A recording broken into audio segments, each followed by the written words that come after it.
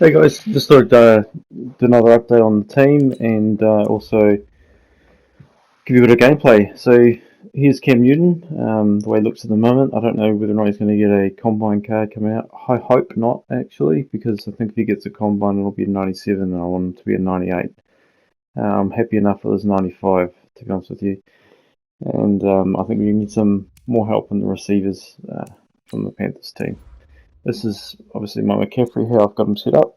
Um, Running a bit of zone run with McCaffrey and my lineman to boost them up. So I've got a 50, this is my 50-50 squad. And this is obviously the new DJ Moore.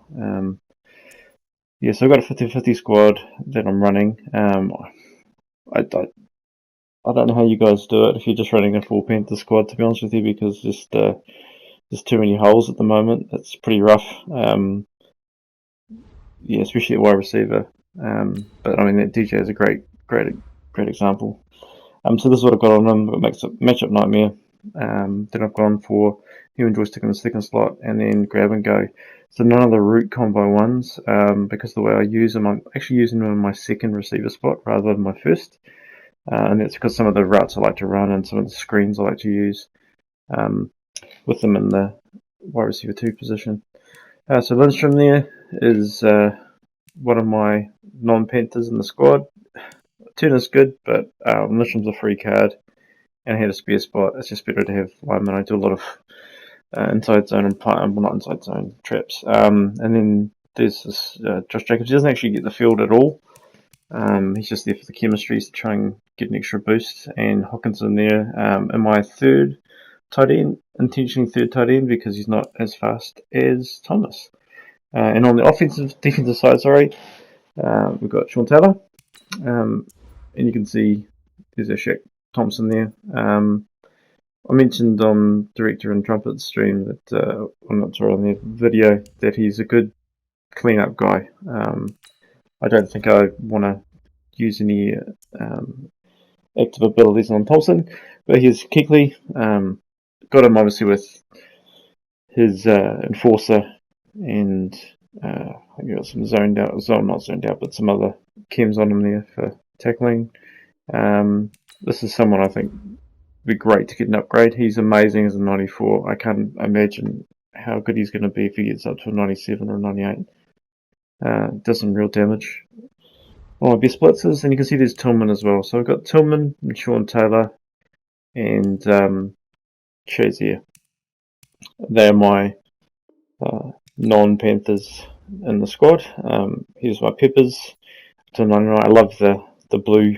I like that art. I actually quite like the actual UL art, but and he's a special teams, nothing special to be honest with you.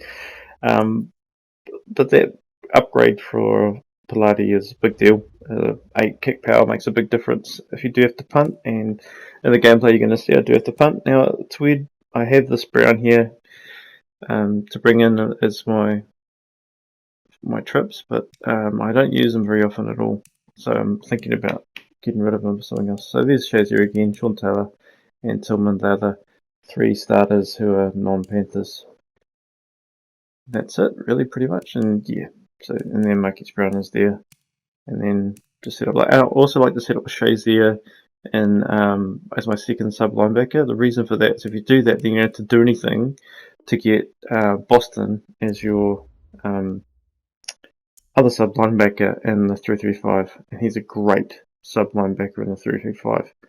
So you end up with and you'll see it in the game, Boston, Shazier, and Keekley in the 3-3-5 without having to do any subs, which is just exactly what you want. So here we go, jumping into the game. The reason I'm showing this game is because it's not a perfect game, but it is against the guy who runs a lot of the meta plays, kind of, I suppose, a lot of stretch, a lot of dive. And I'll jump around a little bit, but you can see he's got a good team. So he's going to jump around a little bit, sorry guys, because I don't want to spend 40 minutes on the thing. So here you see him, he's running a lot of stretch, a lot of handoff in there. This is just to give you a general idea what this guy's going to be doing. Running 3-3-5 there. So we get him into 3-2, into 3rd and 2. trying to shut down that stretch dive combo that he's running, go into the pinch cover 3, I think it is, pinch 3 from the odd, trying to contain him in case he does roll out, get the tackle there. But he decides to go for it, so at the moment I'm thinking, right, if I can shut this down, it might be a short game. Surely he's going to pass it. No, he runs it, and somehow he gets that animation. I guess it's good timing on his part, but yep, there you go. So we're getting down, he's driving down. He's at the 32 now. Another third down, and we got to stop. So he goes for it on 4th and 2. So we're thinking he's going to run it because that's all he's done the whole time so far in the whole first quarter. This is why I'm skipping through it. No one wants to see that. This is quite a good play against the run, and then he decides to pass. He was hoping to hit that out route, so I hit the cover 2 and had him shading onto the outside. Shut that down. So we got the turnover. Wanted to see what this guy was going to do, and look at what he's doing. What a surprise. Heavy blitz package. Couldn't get anything glitchy going on with Moore there. We go to our favourite play here, the posts. Managed to squeeze one into Moore there. So Cam does the throws that you need, eh? Most of the time he hits them pretty well. But I am kind of the reason I wanted to look at this game as well is because it's kind of a defense that you come up against a lot in weekend league. A lot of the blitzing out of multiple backs. This play is a good job of getting them out of it. It's the trap out of it's the third. Can't remember exactly what formation it's called. It's a wing some type. Motion him across, snap it just after he gets past the centre, and he'll get onto the second level. So those guys who run those blitzes out of those heavy back, diamond nickel kind of packages, get that extra blocker in there with the receiver, time your cut, and you'll get a good little chunk there. That's the end of the quarter there. We'll get to 2 and 4 now. This guy's going to get another way of dealing with that kind of blitz is to run the heavy panther. Alright, that's just for text, just so I can see how I run it with them. You run the man blitz, motion that guy out, get Cam running out this on the outside. One thing I do is when I go to the gun heavy panther, I put it onto conservative because there's too many fumbles. And being able to juke and stuff actually is not going to help you most of the time you're in close quarters. So if you're juking in there, you're going to get knocked out. He's trying to glitch the old dash and dead-eye, but no chance there to save the day. Actually, it would have been. He was two guys there. Again, it's running with conservative. I think that there is something in the game that if you make playmaker moves when you're in conservative, it still impacts the tackler for some reason, because they seem to miss without any effort. So I think that's something to think about, guys, just to, still use that. Try to get a run going there. It didn't work. So, this defense is very much built for shutting down the run and sending a heavy blitz. And so, I go to the gun panther here, waiting for the triangle to come open. He over pursues, and there's Ian Thomas. That's the 85 Ian Thomas guys against the God Squad defense. It's all about the route, whatever you want to say, guys. It's all about the route that he runs, and timing on the pass. So he's good enough. He's heaps better than he was. I was using him there as a 71, and he had dropped that, but he didn't drop very much. Doesn't drop very much at all anymore.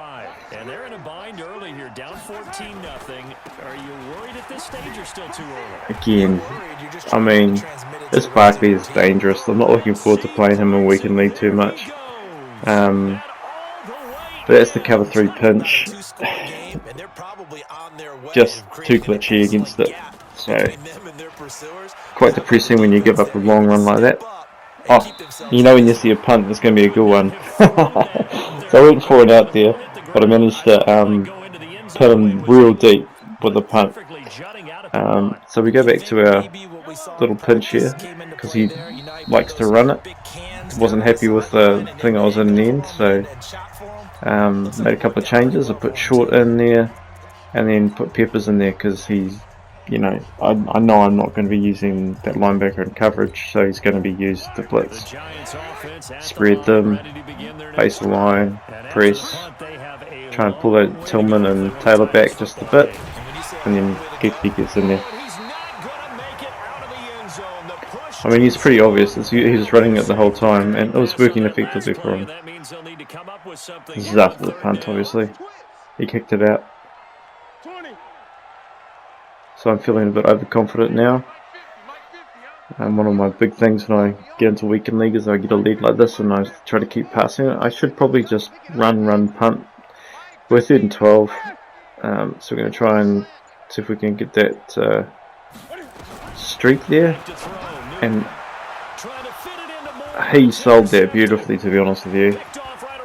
I mean, I don't know how we got across that far, but that's that Polomano. I mean, oof, really good. Cool, so we're going to jump ahead a bit here, and we're going to speed it up a little bit. This is 4th quarter. Of course, score hasn't changed. There's a long sort of slugfest going on. So here he goes. Right, we get him on 3rd, down to 4th. Use our final timeout. He's going to be kicking a field goal, obviously. We've got 31 seconds left on the clock.